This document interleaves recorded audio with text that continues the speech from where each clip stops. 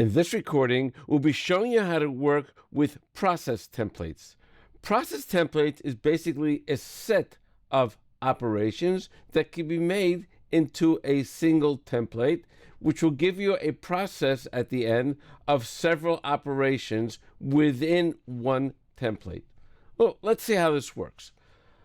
I have here right now 3 different operations. My first operation being the face mill going on top of the part. My second operation working on the outside in the pocket operation over here. And the third one working on several of the pockets within this part itself. You can see we're working on a pocket over here, and we're also working on a pocket over here.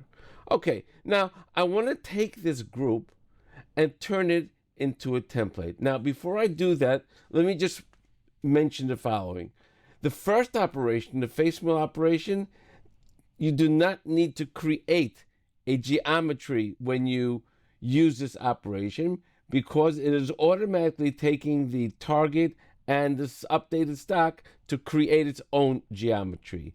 And with the outside machining in that pocket operation, it is also taking the boundary of the outside of the part and comparing it to the stock. So you're not actually creating a geometry. The only place in this particular case you are creating a geometry is the last one, in the pocket operation, where you can see I have this pocket over here, and I also have the pocket that's working inside over there.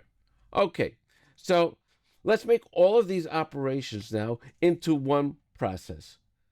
Okay, so what I do is as follows. I mark all of these operations, and then I right-click on it, and we have the option up on top called Create Template.